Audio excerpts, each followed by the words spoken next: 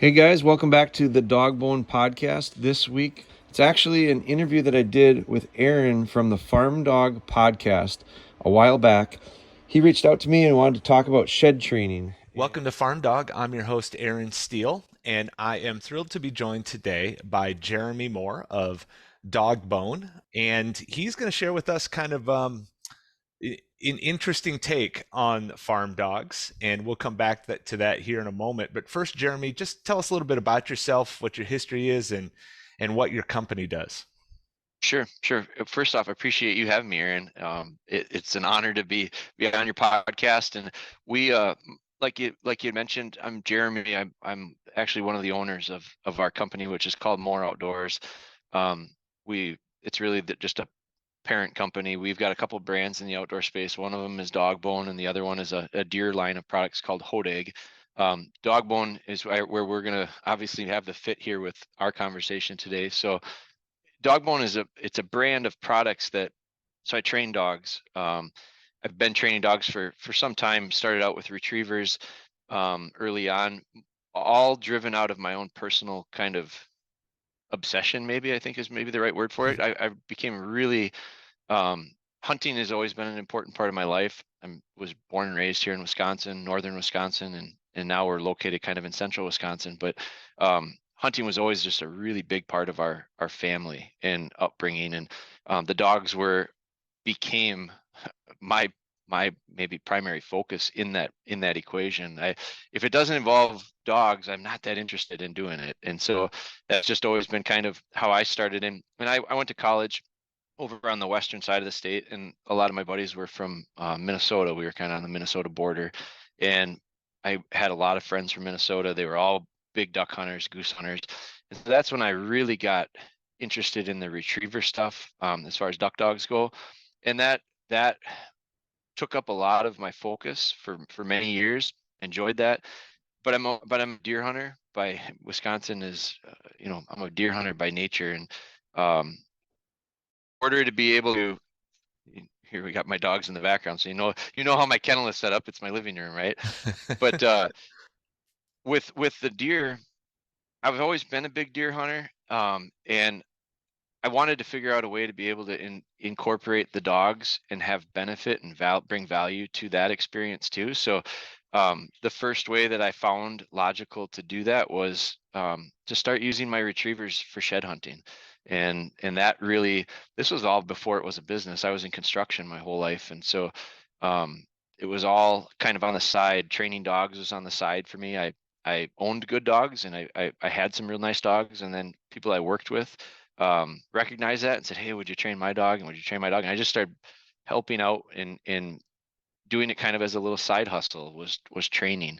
But then I got to the point where which is kind of the story behind the shed stuff, is I ran into a problem, and I think a lot of stuff comes from initially having a problem or something you need to solve. And my issue was I tried to take this retriever, which was a gun dog, bird dog that I had used for upland and in waterfall, and she was a really good dog, and really the first real good retriever, I would say. And she was a lab. I was kind of raised with golden retrievers prior to that, and this was my first Labrador. And I took her, and I decided I was going to try this shed hunting with her. And I had some success with her. She was a little bit older dog. And so then I ended up buying a puppy, and I wanted to train that puppy to shed hunt. And I kind of went about it with a similar approach to how I was training gun dogs. And I ran into this snag at 6, 7 months old. This little puppy poked herself on an antler. So I was using an actual shed antler, and she poked herself and she jabbed herself, and it was really her introduction to antlers. And boy, and so then I thought, here I actually bought that puppy with the intentions of using her to be a shed dog, and she was afraid of antlers. And so I was disappointed. I was frustrated. I was kind of mad at myself.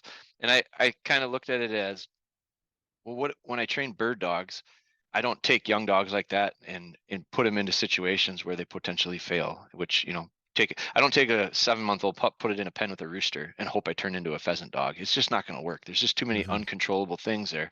So how I train dogs or how I've learned to train dogs and kind of developed into maybe a little bit of a style of my own, is incremental training.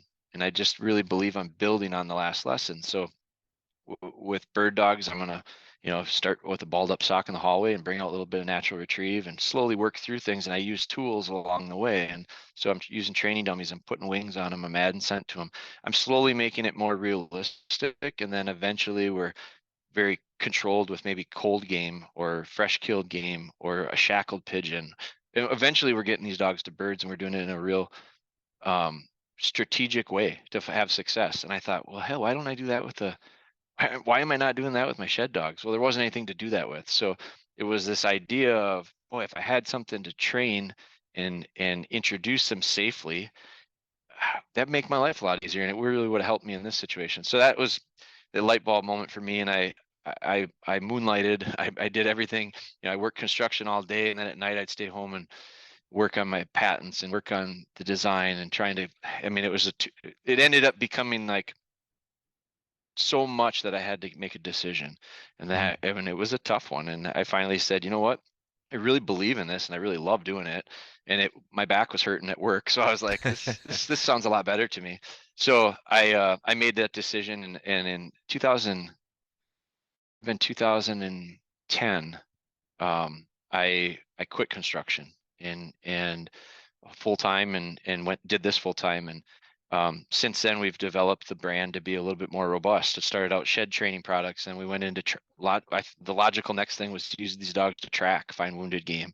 If I'm deer hunting, if I'm into this deer hunting stuff, and I was training dogs for clients, and the clients were the ones who really said, well, if you train it for me to be a shed dog, could you train it to help me track, find wounded big game? So, a tracking dog I thought about it, and I was a little intimidated at first, but then I really started digging into it and talking with a lot of canine handlers, police dogs types, scent work people, and realizing, hell, I've been training tracking dogs since the beginning, because I train all my dogs to find cripples, whether it be on the water with ducks or in the field with a pheasant. And so tracking is tracking.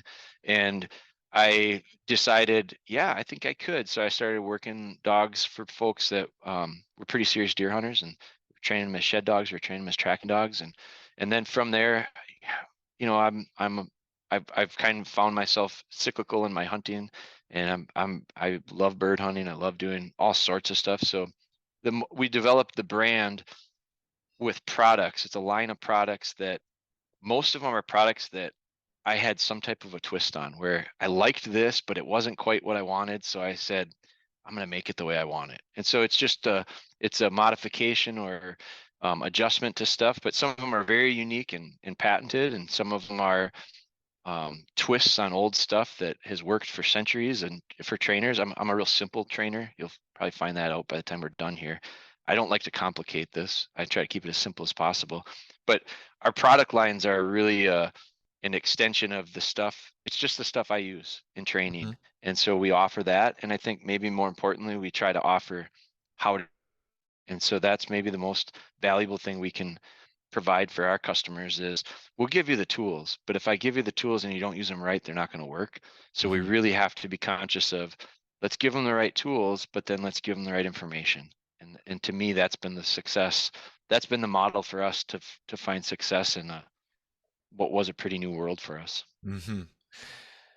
Thank you for that introduction. So right now you're talking to an audience largely made up of people who are into herding dogs and stock dogs and livestock guardian dogs, dogs that are used on the farm to like contribute to the living that those people make from farming and agriculture. And so right now, a lot of those folks are going, oh boy, here we go again. Aaron likes to talk hunting dogs. He's got a hunting dog guy with him. This is going to be in a podcast entirely focused on bird hunting and retrievers and that sort of thing. And believe me, I'm tempted. I'm tempted because I've got you on the phone. I'd love to talk to you for hours about that. But what I really want to talk about primarily is shed hunting.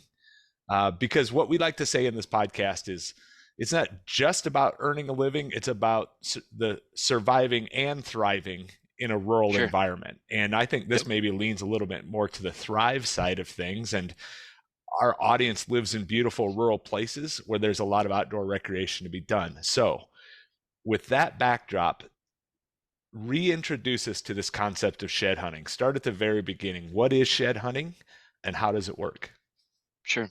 Yeah, and I think I can easily do that. And I think for your listeners too, I I think they'll find pretty quickly, like I'm a real big believer in dogs serve purpose, like in our lives, whether it be working. I think, that's the reason we domesticated them, was to, and your listeners know that, 'cause they're just using Mhm. it in a little with a different twist is all. But the really the reality, and when we start talking about shed stuff specifically, you're going to find very quickly, I hope I don't disappoint with this, but a lot of the stuff that we talk about when we develop shed dogs specifically is so built off of a foundation that is so broad and generalized and basic, that I think that's maybe where we'll connect with your listeners, because I think a lot of the stuff that I'm going to talk about foundation wise, they'll either recognize, or they'll maybe um, and agree with, or maybe they'll recognize and go, boy, I guess I never saw that connection, because Mm. everything is built. And I think this is probably relates back to my construction background too. Like I can easily, I talk in a lot of analogies, because I'm not like I'm not like a dog, like I never went to school to be a dog trainer. Like Right. I didn't take any, I don't have any, I know that, and this will insult some people, and I have to be very careful. But also have to realize I'm never going to make everybody happy. So I've kind of come to that in over the years. But like the letters behind names, the letters that precede your name, the titles and all that stuff, it it's important, and I get it. But I think the idea of education is important to me, learning stuff. But I don't know that I don't. I was in construction for a long time, and can tell you right now, I learned as much or more on a job site than I ever did in a classroom. Mm. And so, but the classroom prepared me for a lot of that stuff to be able to understand it a little bit quicker in the field. So when it comes to the dog stuff, I'll talk dog stuff very, and this is maybe where I connect with people better, especially our followers, is I'm not going to talk real technical, as far as like whatever the studies are that, the terminology. It'll be different. I'm real blue collared that way. And so, and that's just I had to accept that and be okay with it, because that's where I'm most comfortable. So when it comes to this idea of construction, like if you build big building, it can be really pretty on top, but if you don't put it on a good foundation, over, like it's not going to last. And so I Sure. look at all my training with my dogs in a similar way. The foundation has to be there, and it has to be strong. It has to be built to last. And that's where the longevity comes in when it comes to working with these dogs. And it's really where the not only the longevity, but also like the starting points. So shed hunting, I'm a real rabbit hole guy, so you might have to keep me on track, but specific to the shed hunting. So antlers fall off. Most of your listeners probably understand that. Like antlers on a deer and the deer family, they fall off every year and they regrow. Well, Yeah, let me deer interrupt hunt. you. Let me Yeah. interrupt you there and say that I think it's quite possible that a big part of our audience doesn't know that. So Okay. just kind of Sure. reemphasize that. Like Yeah. every deer species sheds its antlers every Yeah. year.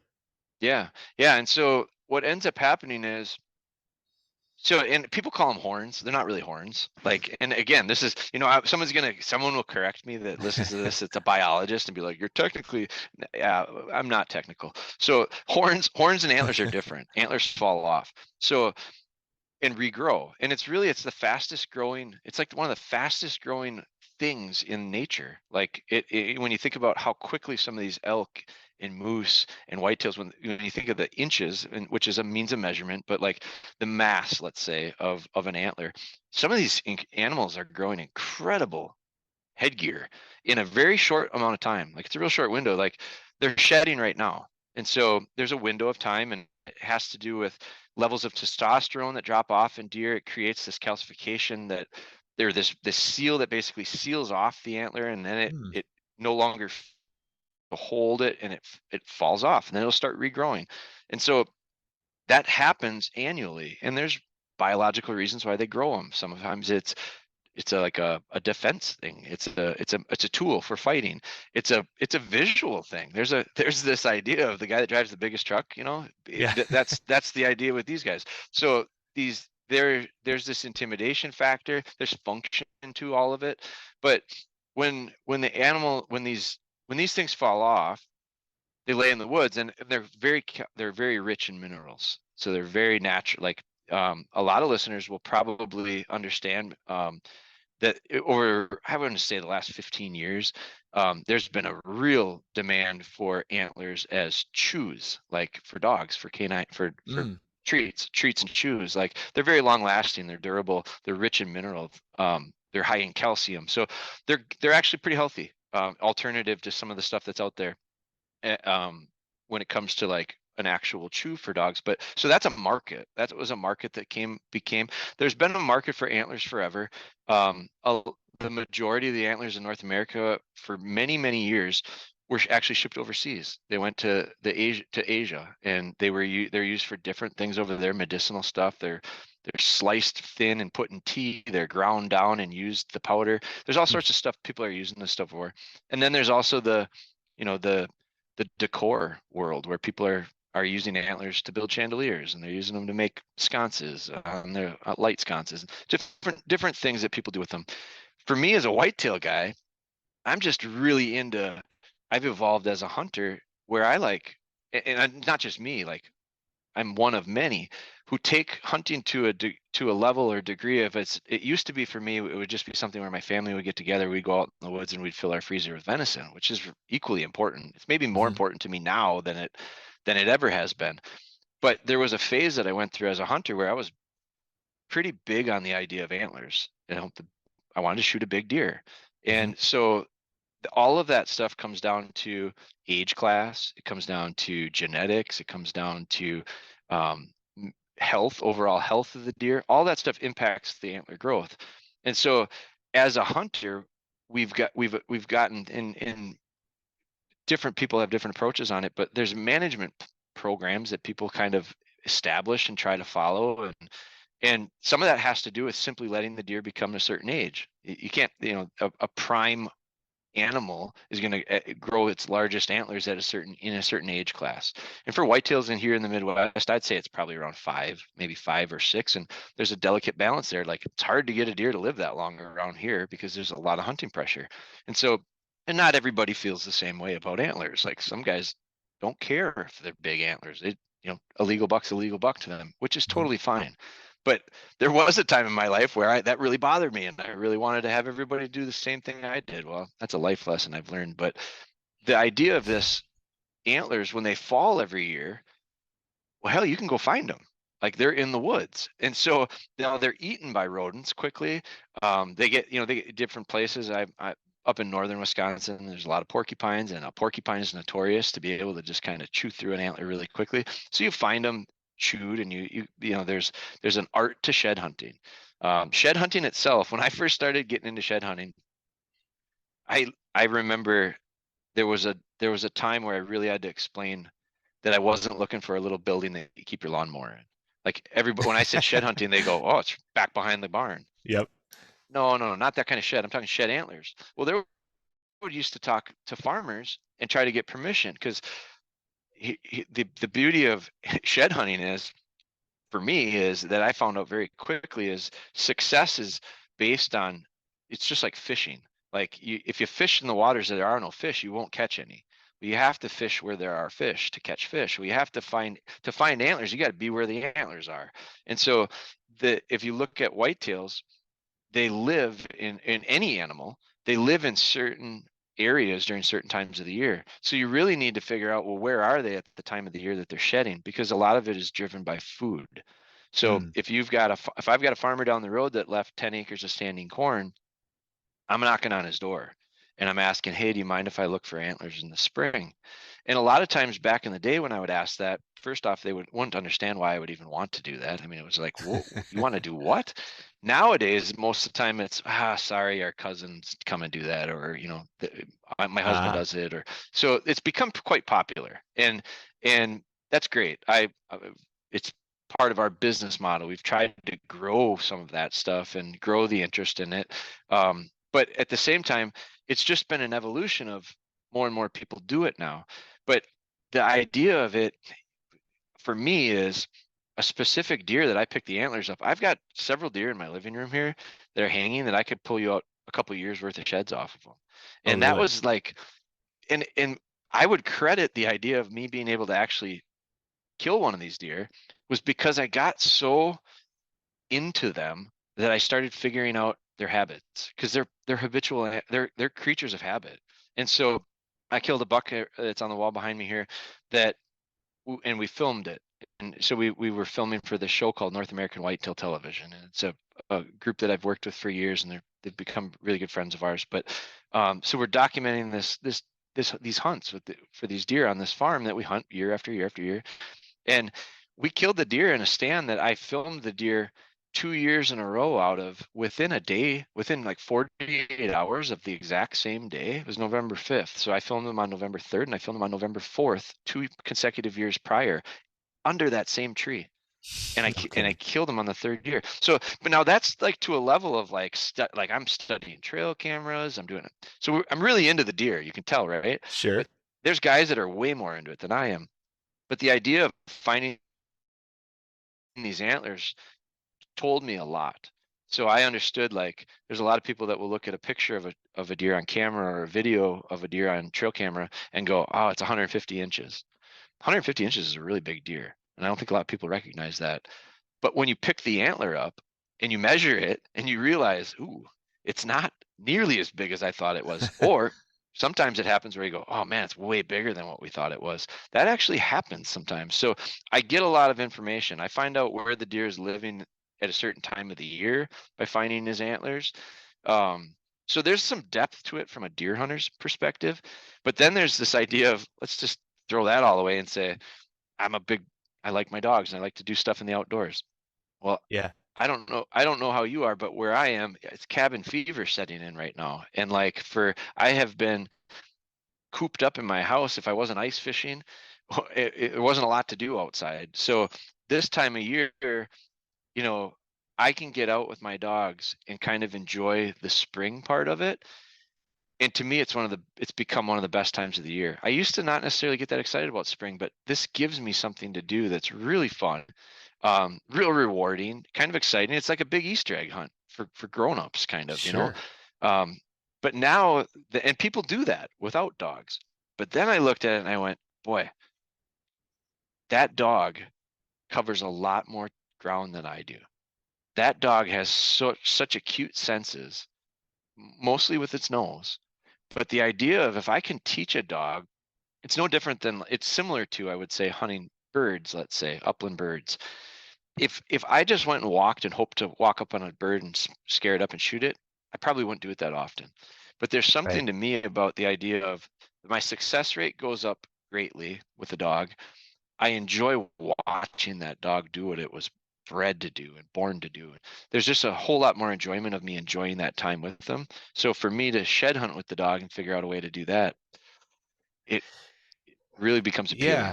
Yeah. I mean, I can be out. It's not uncommon for me to be out just in the summer walking around a pasture doing my work and stumbling Sure. on a shed antler. I mean, that's Yeah. actually quite common, but um, you and all of our audience being dog people can see the benefit of, oh, Sure. this is one more thing I can use my dogs for in a form of recreation at a time of year when there's not much else going on.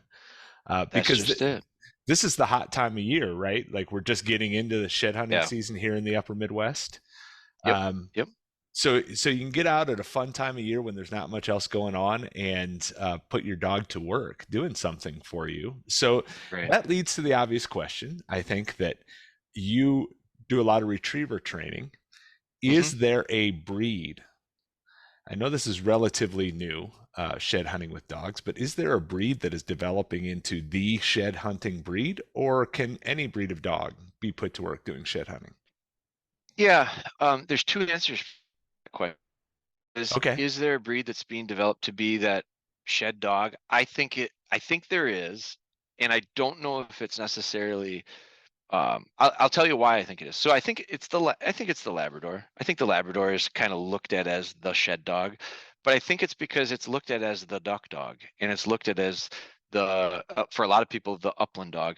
I think it's because there's a hell of a lot of them. There's so many. I mean, it's for, I don't know how many years in a row now, it's the number one breed in the AKC. And it's not even close. to the second breed. So the lab is just a very dominant presence here in the States.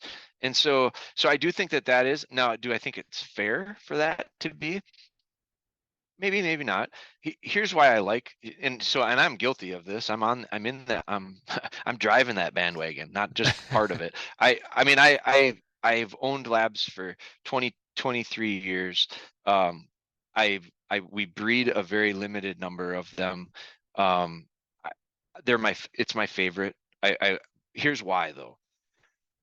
Because there's this thing out there, and some of your listeners might even be involved with this, but not so much. I won't say it's so much in the herding type stuff, but like speaking of like the categories, there's the retrievers, there's the herding dogs, there's the protection dogs. There's these categories that we've created for dogs, and I feel like we don't necessarily do a really good job of we do a good job of generalizing it, but I don't know that I think we sell some short and we probably exclude some unfairly, but there's this group called the versatile dogs. And, a lot of them are based on of German descent. You got the GSPs, you got the Drahtars, you got the Vieselas, you got these dogs that are considered to be versatile, which I think by definition, they're looking at it as pointing and retrieving. So they're instinctive pointers. In the situations where that would be called for, but they're also very natural retrievers. I look at it as, and then you got the retrievers who are, more known as the flushing dogs. I look at the word versatility, and I write for Gundog. I write for Gundog magazine, so I'm really lucky to be a part of that group, and pretty honored to be able to contribute to it. And so I write these articles. Well, it forces me. I like it because it forces me to research stuff, and there's been multiple times where I've written and had to look up definitions, because the definition of versatility, when you look at what versatility means, is it's adaptable, can do a lot of different things. I would argue that the Labrador Retriever is not the most versatile dog I've ever worked with, because they are. And now you go to the schools and watch the dogs that are sniffing for drugs and bomb away. Go to the airport and look at the stuff that's sniffing your luggage. Go to the NFL game on Sunday and check the parking lots. You're going to see a lot of Labrador Retrievers. And I don't think it's because those guys are duck hunters, the handlers. It's because the dog is so easily trained. They're extremely intelligent. So this is where I think I can maybe start touching closer to some of your listeners, because when you start talking about intelligence, the breeds that you guys are working with on the farms are some of the smartest there are. Their willingness, now they're built a little bit differently. I think that some of the independent stuff is different. Like a Labrador Retriever for me is a very, we're connected pretty closely. We're right. physically and not so physically, just kind of like our connection as far as trust and development. We work as a team on just about everything I do. And there is a level of independence that's needed at times with some dogs too. So, I mean, how did you just herd protection? Is that what you? Livestock guardian dogs. So these are the big dogs that just live with goats and sheep and protect them from predators. Yep. Pretty independent, right? Like that dog is not necessarily working with the handler right on a constant basis. It's establish or develop what the expectations are or the behavior, and it's really independently. The dog is working on that relatively independently. So that to me is a little bit different. But this idea of intelligence, this idea of I see a lot of things. Another way I see connection is the idea of inherent traits. Like I look at genetics. I'm real nerdy about genetics. Like I really am fascinated by it. I can't get enough information about it. I can't talk to enough. I got a guy here, friends of mine that are local, and they're dairy guys. They're big dairy farmers. Okay. They also do beef cattle, and so they've got feedlots in different states. And so I've reached out to them, and because I talk to them about things like line breeding, because they're using different breeds for cattle. Now I'm asking them about cattle stuff, and I don't know an Angus from a I don't even know another breed. Whatever another breed of cow is. And I'll sound like a real moron here, but a Holstein, right? Holstein milk is a milk cow, Sure. I think. Yep. So I wouldn't know the difference. I couldn't necessarily with confidence tell you the difference, but the conversation that I have with their guys that are very into the idea of, well, we're breeding this line of cattle to this line of cattle, and it's making a little bit longer, that carries its weight a little bit differently and carries uh, some characteristics that are inherent. They're genetic. And so it's fascinating to me because I can see a lot of crossover as far as the the methods and the reasoning and the philosophy behind it when it comes to breeding some dogs. And so I think it's when you start looking at what we breed them for, it's really interesting to see how dialed in we can get them. And so when Mhm. you start talking about a shed dog, you're again, I'm so roundabout with answering questions, but you had said, is there a better breed or a better? Yeah, I think there's a more popular one, but I don't know that it's because it's the best. I think it's they're real good at it because they're so versatile and they're so trainable. They're so smart and they've got such great Yeah. noses. So those are traits that make them good at this. So I look at it and go, give me any dog with those similar traits. And it's more about how we shape them, Hmm. for especially early on, how we shape them to understand what it is we're asking them to do. And I feel like that's what dog training is in a lot of situations, is we're molding things that have been bred into dogs for purpose to fit our specific needs. Yep. That's a great point. So let's talk a little bit more about those traits. Let's just go ahead and list some out. So if folks are at home or driving along listening to this today and they're thinking, I wonder which of my current farm dogs that are Sure, either herding dogs or they're just maybe they're pest control dogs or maybe they're just good old fashioned farm dogs. They don't really serve a sure. purpose, but they're thinking through their minds, which of these dogs would lend themselves most to shed hunting. Um, let's just kind of package up a bundle of traits that we'd like to see. So we'd like intelligence and trainability, right? I mean, Yep, regardless of what yep, you're doing with a working dog, that's you want that. You want for sure. some you want the right amount of independence, but also a dog that wants to work with a handler. So those Yep, livestock guardian dogs probably are not, they're too independent, and commands aren't really their thing. They sure. they Yeah, do they more march to their own beat, man. right. They do Right? more a lifestyle than a task, right? Sure. We're going to want a dog that can move well, right? Because we do want to cover some ground looking for antlers. Um, and we're going to want a dog with a good nose. So, talk to me about those last two. Like, what kind of range do you want a dog to be working at when searching for antlers, and how important is the nose to you? Sure. So we'll touch on the nose first. And this is in no necessary order of priority, but I will talk nose first, and I call it game finding. Like I don't even call it nose. I call it game finding ability, and I Okay. think that is something that is a skill that's built into dogs, and it's not necessarily, it can't be trained. It's Mm, inherent, but we can bring it out. Because I've seen it before. I've seen dogs that are not challenged with their noses for any purpose, and it's almost like you would say they don't have a good nose, but it's a litter mate to a dog that is one of the best game finders I've seen. So I know it's not that it doesn't have it, it's that it doesn't know what to do with it. I And so see. it's a lot like, so I want to bring that kind of stuff out with the young dogs. I'm a big fan of simplicity when it comes to training. So when you look in my training bag right now, there's gonna be very few tools in it, but the thing that will be in every training bag I have is a tennis ball. So Mm, a tennis ball is, you have to be a little bit careful with tennis balls because they are a tool that so spun up and so worked up that you lose the focus and control. So mm, you be smart about it. But I love tennis balls because of the way they're made, the way they're built. They're fuzzy. So I can actually put scent on a tennis ball that's desirable. So I can make a tennis ball smell like an antler.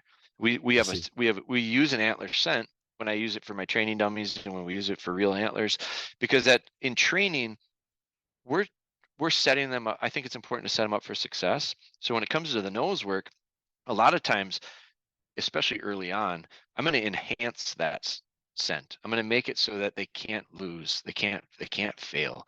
And so Mm. what it does is it allows them to easily understand what the end result is. What's this game about? And so I'll take that scent. It's a liquid scent that we make, and I make it myself, and we make it in pretty small batches, and we bottle it and offer it with like a kit, like a system. But we also sell it all by itself. And I use it on a tennis ball because that tennis ball is nice and fuzzy. So Mhm. it absorbs it. It's almost sponge-like. And then what I can do is take a tennis ball, and a lot of people are familiar with those things. They're like, I think it's called the chuck it. It's a Mm. it's a tool that can really get some distance on a tennis ball. Well, I can take a scented up tennis ball and I can skip it along the ground, and I just laid a beautiful little scent trail. And as that tennis ball bounces and hits stuff and pops around, that creates more challenging tracks for my dogs. So I'm bringing out nose a game, and at the end when they actually find it, what do they get? They get the tennis ball, which the Mhm. tennis ball for a lot of dogs is like the ultimate reward. It's a real positive thing. I'll also do some games when they're little. um, I'm not a treat trainer, so I don't this is I won't this too deep, but there's lots of different philosophies in training, and I'm a believer in the idea of pressure and praise. That's how we get dogs to understand stuff. We give them praise when they do it right. We put pressure on them when they don't do it right. I think it all has to be found in balance. And so I don't go 100% positive, which some people are believers in that. And I don't believe in using collars. I don't use shock collars. I think it's too much. And I think it's unnecessary and it creates some issues. So I'm somewhere in the middle there. But Mhm. I will use food at times because especially when young dogs are getting going, they're motivated by food oftentimes. So what I'll do is I'll go out in the yard and I'll mow a circle in the lawn. If there's grass, this time of year I could shovel a circle and leave a little bit Mhm. of snow in the middle. But I'll take a handful of kibble, just regular food, put it into what I call cover. So when I say cover, a lot of people think, knee-high grass, CRP, that kind of stuff. No, I'm talking like if you're mowing the grass, it's an inch or two taller. That's the cover. Mm. Because when you look at the perspective of the young dog, that's that's intimidating. You can't see in there. That's a jungle. So, but what ends up happening is we start out with this relatively short grass next to shorter grass, and that short grass is cover. And when I put kibble in there and I get the dog downwind, I just let the dog do what the dog does, and that's use its nose to find stuff. And when it starts to smell that food, I'm in the background watching, and I'm recognizing body language things. And when the dog changes his body language and the tail starts to work a little bit different, when the ears perk a little, they're giving me all these clues. If you're looking for them, you're going to find them. So you start to see the change in the body language, and at that time, I can start to condition in the idea of find it, find it, find it. I'll give them this little hunt command. So I'm Mhm. developing, you can do this in 8-week, 9-week, 10-week-old puppies. And you're starting to develop this idea of a hunt. Find something, use my nose, and I get something good. And when it's early on, it's kibble. It's food. But as they get a little bit older, it can be the scented tennis ball in a little bit more cover. It can be, I use these shaped dummy condition the idea of the shape of the antler, but it feels good in their mouth and it's not going to poke them like I had that issue with my young dog when I first got started. I can make that thing smell the same way. I can use eventually real antlers that way. So it's this progressional transition, but I'm really tapping in on this idea of that nose. And I Mhm. want you to start understanding you should use your nose. They use it naturally anyway, but what we need to do is have them understand when and how we want them to use it for these particular tasks that we're going to ask. So that to me is a big part of the scenting part of it. And then the other part what was the other part that you had mentioned? Range. How far out do you Range. like them to Sure. work? How much ground do you want Yeah. them to cover? This is very much preference.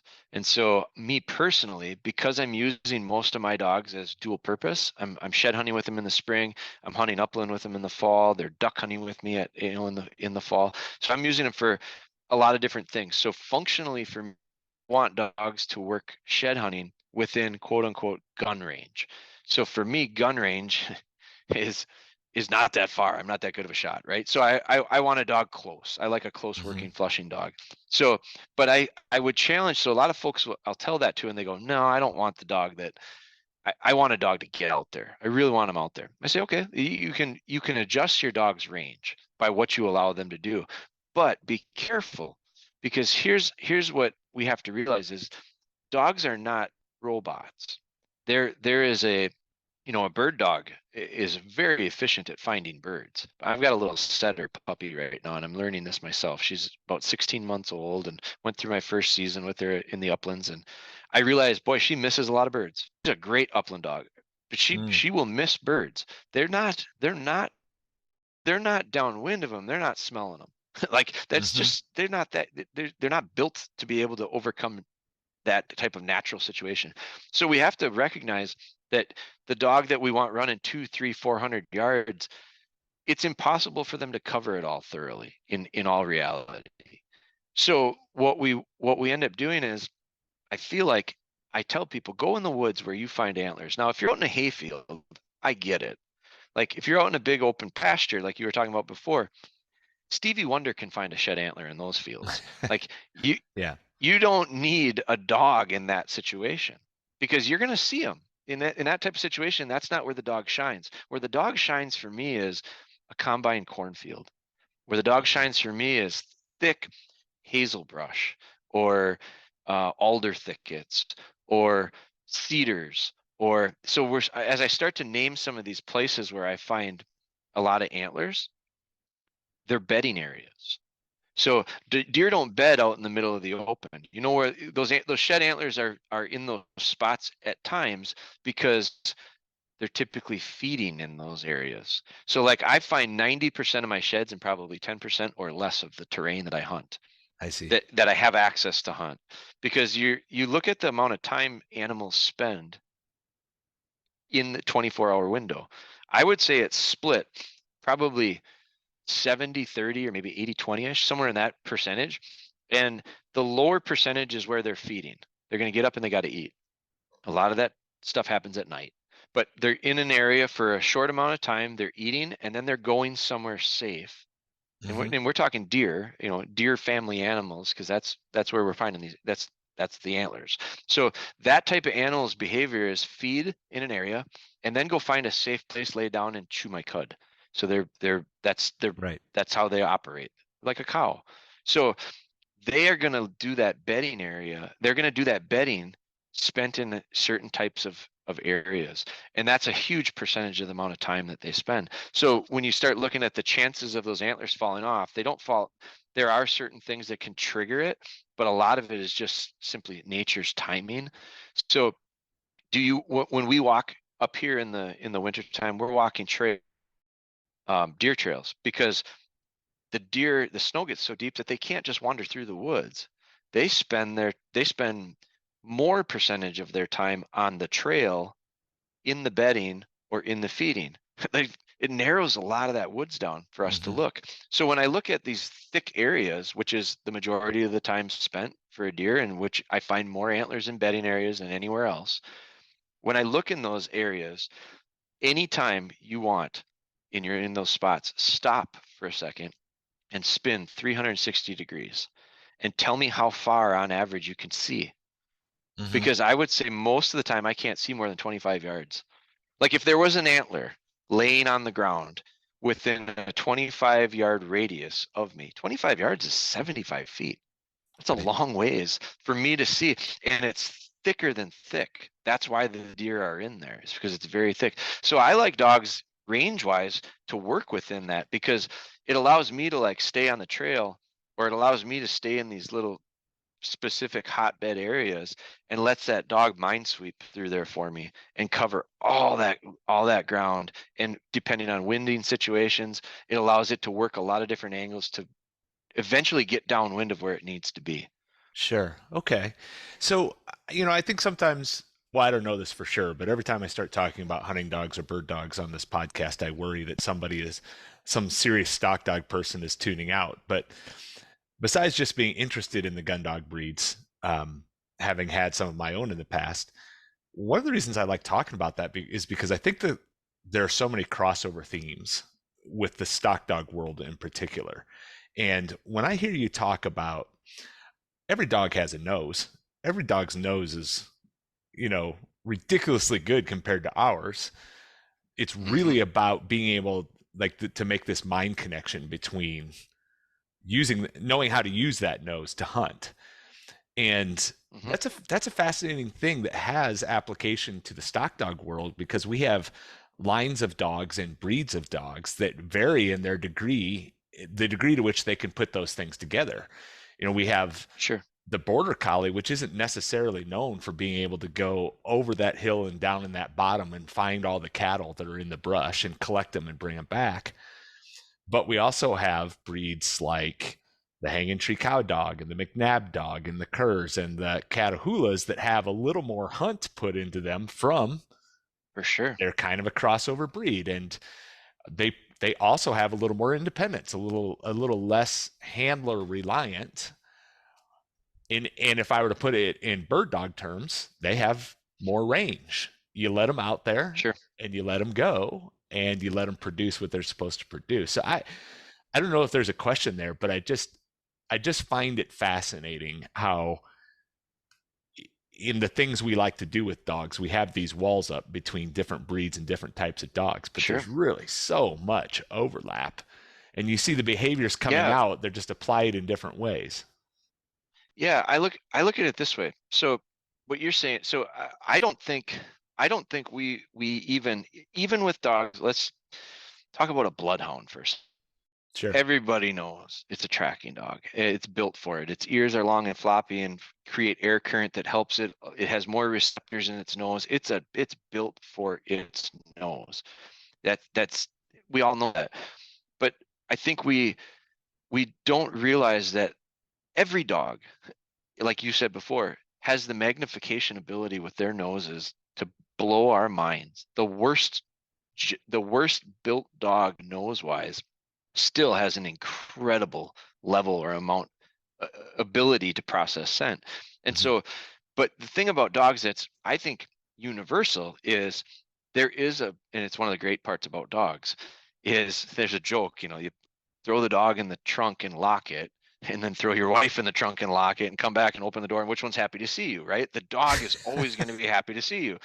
They have this ability to love and give and want to be with us. They're just, I mean, they're an incredible, incredible animal.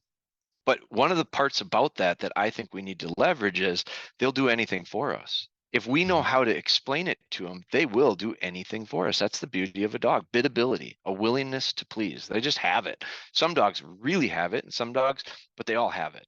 And so when I look at jobs with these dogs, so my bird dogs got to use their nose. They got to have an understanding of how to do that. My bird dogs retrieve stuff. So retrieve is an important skill that I would just assume not have to train the dog. I would like to have them have it inherent. But retrievers, it makes sense. But I've been to the dog park. Not typically. I don't usually go to dog parks, but I've seen them. I've been parked and watched people, and they throwing frisbees and tennis balls, and there's not a retriever in the bunch, and they're retrieving like crazy, and they're doing a great job with it. And so the idea of the game to dogs is fun to play with people. So when we start talking about like, I look at developing. I make comparisons to kids. So I've got kids, young. I've got one that's 21, and I've got one all the way down to 4, and I've got a 13-year-old in the middle. So I've got a pretty wide spectrum of kids here that I've learned some stuff over the years from them. And what I realize is sports are really important. I really like my kids playing sports. I think it keeps them focused. I think it keeps them out of trouble. They learn a lot of stuff that's not just the sport itself. But kids that play one sport, I've seen this. Kids that play one sport in their grades, very few of them end up being a really good that sport player by the time they're in high school or out of high school, because I Mm-hmm. see a lot of them get kind of burnt out with it, and a lot of them Mm-hmm. it's just too much. But what I look at is I think there's value in being a good athlete, and good athletes seem to be able to play every sport. Like you don't have to be a skill. If you're a good athlete at the level through high school, good athletes survive and thrive, in fact, in athletics. And it's because they're good athletes. But here's the best way to become a good athlete. If you want to raise a kid to become a good athlete, have them play every sport, Mm-hmm. because different skills are developed in every sport. Hand-eye coordination is different in hockey than it is in football. But football develops some strength stuff that isn't there in bowling. And name all the sports, and there's a part of all those sports that if the kids play them all, they become very good athletes. And so when I want to raise a dog, for me, I'm not looking to raise Michael Jordan. I don't need I don't need a dog that's going to specialize in one thing for its career and make a living doing that. I hunt everything. So I need dogs that can hunt everything. I don't hunting season's only a short window of the year, 3 months. So now in the spring I get another hunting season, so now it becomes 4 or 5 months for me. Well, guess what I do in the summer? I go fishing and I go camping, and my kids play soccer, and so we're doing stuff, and I want to be able to bring my dogs to all of that stuff. I want them to be involved with everyday stuff all year long, and so those skills to do that are developed by me doing lots of different stuff with them. So the way to get the best athlete is have them play all the sports. And so my hunting dogs are better when I can use them to hunt. They don't know the difference between an antler but it's the idea of the drug dog or the bomb dog. Yep. Their noses are better, not because they were bred to be drug dogs or bomb dogs. They're because they were bred to be game finding dogs. And back in the day, the original retrievers were pulling fish out of nets. That's what they were for. They were bringing in fish from the coast, and they were retrieving them out of nets, and they were retrieving the nets themselves and pulling them in. So we just adjust them and adapt them. But the more you use them, the better they get and the more versatile they get. And so go ahead. Yeah, let's tease that apart a little bit. So I think it's pretty clear that what you're saying is that our dogs, even the herding dogs that we use on our farm, can benefit from a broader range of tasks that we train them to do. They'll be better. Yep. Yeah, there's several ways you could look at that. You could look at that and say, does asking them to do multiple different tasks and training them on a wider range of things cause them to think better, to be more engaged with you, to learn different lessons that they couldn't have learned just going out and rounding up the sheep again like they did the last 200 days? Mm-hmm. Or is it because you are spending more time working with the dog, and so you just by nature being together more often and working on tasks together, you build a better relationship? Or is it a bit of both? All the above. All the above. It's all the above. I think you bring up a really good point. And I wasn't even talking about the relationship part with you, and I should have been, because I'm a big believer in the idea of I get asked this all the time. We just had a person on. We have a TikTok. One of the guys I work with, he kind of runs our TikTok stuff, and so he asked me the other day. Said, "Hey, I got this question on TikTok, and he wants to know because you have to spend this much money to get a good dog." And so we started talking about it, and I said, well, if you really think about it, the equation for me is the dog is half and I'm the other half. And quite honestly, I do think it's relatively 50-50 split, because you could take, I've seen this happen. You can take dogs with the absolute best genetic makeup. So that's before we touched them. It's just what's been put into them from lineage and years and years and years of selective breeding. You can have the best one, but you put it in the wrong culture or environment, it doesn't turn out. And then you can take some dogs that have absolutely a huge disadvantage as far as natural tendencies, inherent traits, and you put them in the right culture and environment, and they shape up to be a pretty nice dog. It's because you need, and then when you actually pair it up and you take the best qualities genetic and you put it in the best environment and culture, that's when you get really, really good stuff. And so I think that both are very, very important. And that's where that part of us is important. The more time, the better you read your dog. Like you could name an activity that you're doing with your farm dog. If it requires you to be able to read and respond and react and have some type of help or input into it with the dog, the more capable you are of reading your dog, the better you'll be at that. Whether it's that activity or not, you might learn something completely different in a different activity that helps you in that game because of it. Yeah, that's a third benefit. We've got the fact that the dog may actually just develop. I mean, right at the synapse level in their brains, there might be new things that develop and new Right. advantages for them in learning a different task. Then you've got the extra time you spend together, so the relationship is improved. But then, does crossover training make you a better trainer? Also, will our stock dog trainers out there learn lessons from going out and training dogs for a completely different discipline? What do you think? Great. I I can give you a perfect example myself. I've trained retrievers for my first one I got was 2003.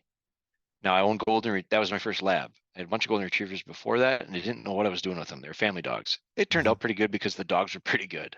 And despite me, they turned out pretty good. But I've got a lot of history with retrievers, and I feel very comfortable with them. And I've changed over the years, and I made some adjustments, which is important. I think that's, as a trainer and a handler, I think you got to be open to continually learning, and it's a lifelong learning thing. I think there's always things I can get better at. But then, and that'll go on forever. It should anyway. But then I bought a set last year because I wanted to do some more upland stuff, and I realized that I had some buddies that had them, and it's just this point in my life. I'm getting old, man. It's a different style of hunting, and so I bought this setter, and I will 100% be a better retriever trainer because of this setter. And it's because they're so different.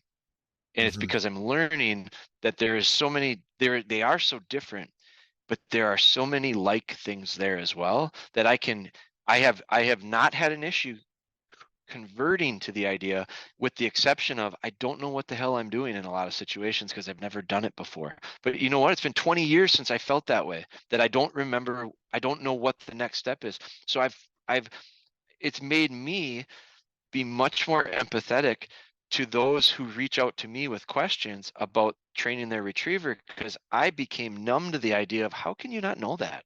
Like, why would you have that question?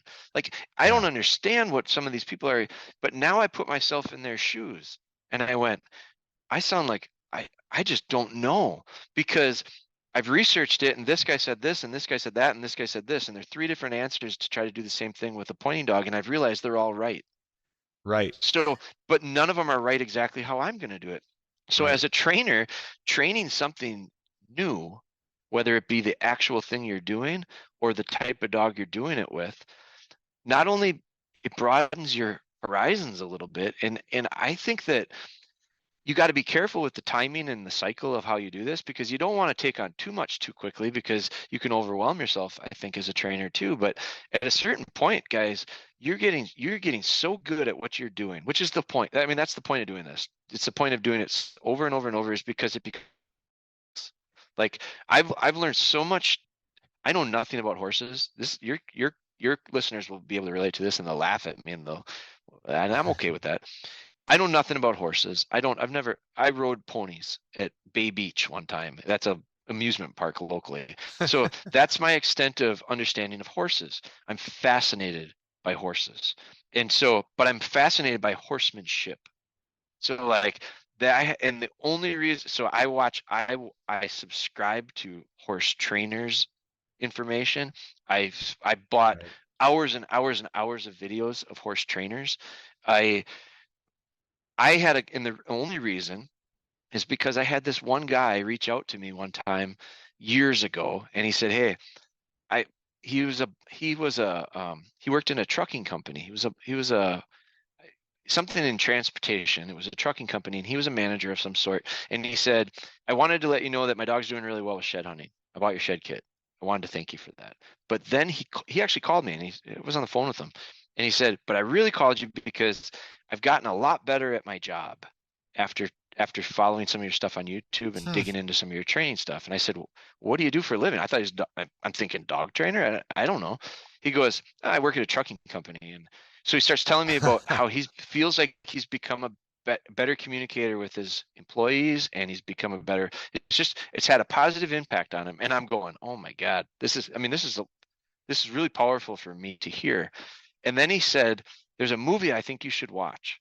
Okay, what's that? He says, this movie called Buck. And it's this guy named Buck Brannaman. He's a horse guy. And he goes, you should watch that movie. You'd really like it. So I watched it. I really liked it. I bought everything that Buck Brannaman had available because I don't know anything about horses, but the way he described the relationship of him and a horse and how he worked with a horse and how he needed to get certain things from a horse and how he needed to give certain things to a horse, all that stuff was the best. It was put way better than I could describe how I felt about working with a dog. And so I became a huge follower of what he is doing. And then I realized there's a whole bunch of guys that are he's got a unique, I think in the horse world, he's got a unique approach. But there's other people like that too. And then over the years, I've kind of found this connection and relationship to people that work horses. I can talk to people that are savvy when it comes to horsemanship easier than I can speak to dog trainers in my dog training world, because most of the dog trainers that I talk to have a different philosophy. They have a different approach. They have a bit more of a gladiator type approach to their dogs. I'm working with them. I'm trying to feel connection and trust. And that's how I'm really building to get these dogs to do what I'm asking them to do. So it's interesting how, that kind of stuff, if you take the animal out of the equation, a lot of those conversations can be shared both ways and you wouldn't know what we're talking about. Are we talking about horses? Are we talking about, and I'm assuming that that's similar in a lot of that type of world. Yeah, that is great stuff. We are, I don't want to take up too much of your time today, but I've got a few more questions about kind of the nitty gritty of shed hunting. Yep. So I'm going to do some questions rapid fire here. Let me first say that in the stock dog world, shed has a specific meaning. Shed is separating off one animal, shedding one animal off from a herd or flock. So just so everybody knows, we're not talking, we should be clear by now, we're not talking about that kind of shed. Totally. Yeah. But so just some quick questions here. So I've owned a Drahthaar, I've owned a Labrador Retriever. I know what it looks like when they're getting birdie and there's a bird that's about to go in the sky. Is it the same type of thing when they are on an antler? Will a pointer point? Will a retriever's tail start going crazy? How do you know? The retriever body language changes for sure. No different. Birdiness is the absolute way to describe it. The pointing dogs, it depends on how they're trained.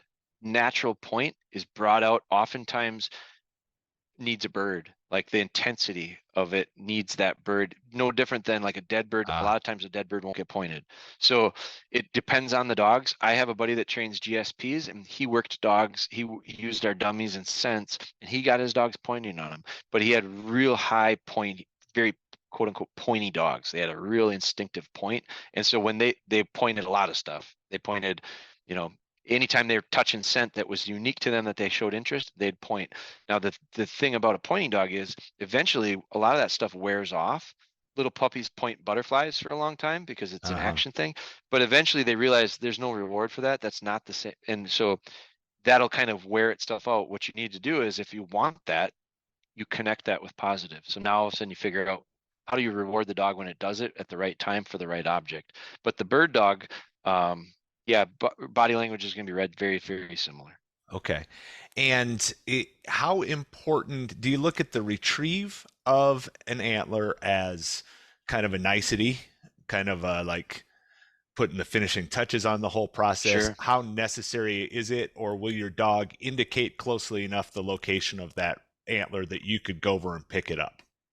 Very much preference. I personally want dogs to retrieve, pick up, deliver to hand, no nonsense. Like I like a nice clean retrieve. But for me personally, that's going to be very beneficial and consistent with what I'm looking for because I'm doing both with my dogs. So I want the dog. I don't think it's fair to tell a dog there's two sets of rules. It's like saying when you're at grandma's house, you can do this, but you're at our house, you can do this. Yeah. No, I don't think that's fair. So consistency is very important. So I want dogs finding the object, picking the object up. Oh, are you still there? Yep, still here. Okay, sorry about that. Something No worries. cut into my. So I want the dog to be consistent throughout. I want the same set of rules.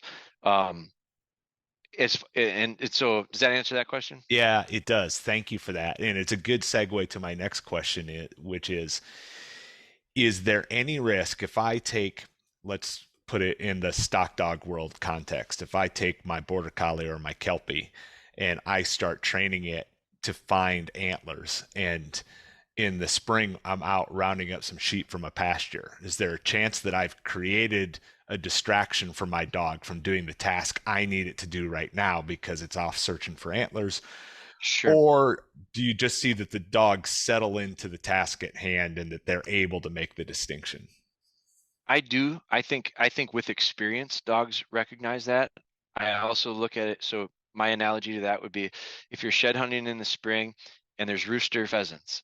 If your dog is a flushing dog and he catches scent of birds in the cattails and flushes them, is that a problem? I look at it as it's not a problem. It's an opportunity for them to do something that isn't necessarily undesirable at the same time. But I look at I so for me it doesn't get in the way. And the amount of times that actually happens isn't that common. It's I think the same, a shed dog when they're young, if they pick up a leg bone, where we're shedding, there's a lot of bones, and where Mhm. you're going to find some of that kind of stuff. A bone's a bone and an antler is a bone. So when my young dogs pick up leg bones and bring them back to me, I treat them like they picked up a 90-inch shed antler. Like I want them to understand Okay. that's it. That's what dad wants. Now, as they get older, I don't necessarily want them picking up, but it's not a pain to me. If they bring me the leg bone, I hang it in a tree and I keep on moving. If it As they get older and they understand the game, I I kind of wean them off of that big praise and reward to go, you know what? No, I'm not that jacked up about it. When you find me a real antler, I do get excited. And so as they get older and they have more experience and understanding of what it is we're doing, I see them actually work their way through that issue kind of on their own. Okay. Great. Last question then. So the whole practice of shed hunting seems to be almost too good to be true. It You don't actually have to be a hunter to enjoy it. You're getting a lot of the same experience as hunting without killing an animal. So I'm a Sure. hunter. That doesn't bother Yep. me. But if you're not a hunter, you can still get out and enjoy shed hunting. Yeah. You're not taking the antlers off the animal. They shed them every Right. year on their own. It's a Yep. great way to engage with nature at a time of year when there's not much else going on. Mhm. Um, but I'm wondering, are there any downsides? Like, do your best to play devil's advocate on your own business here. You mentioned that they're high in nutrition for certain animals in the woods. Are we taking away a food source by picking the landscape clean of antlers? Um, and then what about like just stress on the wildlife? I mean, coming out of the winter, it's when Sure. deer are the most stressed, the most malnourished. Are just by being out there, are we creating any problems, or is there anything else I haven't Yeah. thought of I yet? It's a great question, and I think it's actually changed some laws because of its popularity. Some states have put in seasons. Now, I think some of that is just a chance to get a license sale, but other states, and that's fine too, because you know what? That money goes back to the conservation efforts of us as sportsmen. So I have no issue with that at all. I think the idea of when it comes to stressing, because there's a lot of now they have seasons. Some states are putting in seasons where you can't go on public land and look for until a certain date. I think the reason, I think the primary reason they're doing that is to minimize stress on the animals. I look at it this way. We it there's got I know it's become uncommon these days, but there is this thing called common sense that we really have to kind of pay Yeah. attention to. What I have found is this: the argument against sportsmen when it comes to conservation and taking care of the animals, I've yet to find a group that cares more about them. And it's not just about the animals that we're hunting. Like I got wood duck boxes out. I duck hunt, but Mhm. my kids and I just cleaned wood duck boxes out this last weekend. I don't know any non-hunters that care about the wildlife as much as I do enough to put up wood duck houses. for nesting boxes. Like the idea of what we do for the like I'm planting pollinator stuff. I don't care about butterflies that much, but I understand that pollinator stuff that I'm planting is going to be beneficial to a whole chain of animals Mm-hmm. in our ecosystem. So I would say if you are reckless and go in and stress animals, boy, you're not a conservationist. I would be I would not want to classify you as one of us as far as hunters go. Now I know there's always going to be the oddballs. There's always going to be the anomalies. But I feel like in most cases, in most situations, you need to use common sense. You have to be smart about it. No antlers were stressing out a deer. And I think if you looked at the majority of the people that are in the position that we're in, because most of the people that are out there looking, there's a lot of them that aren't hunters, but a lot of them are. And we are the ones that when I really think about who cares the most about that kind of stuff, and not just maybe not cares about, but who acts on it. Like caring about it is one thing, Mm-hmm. doing something is another thing. And I feel like as a whole, I'm very, very proud to call myself a woodsman, a sportsman.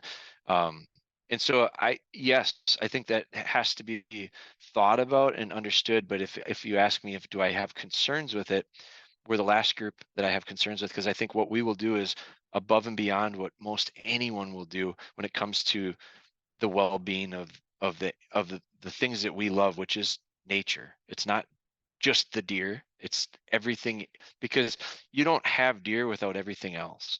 And so I think we gotta and I think as sportsmen, I think we have to talk that way too. Like because it's not just amongst us in the cafe drinking coffee. Like I hope this goes. I hope a lot of people hear this um, in your channel of followers that maybe aren't hunters, because I hope they don't look at me as like barbaric and because man, I'm telling you right now, if you tell me things that I should be doing to help the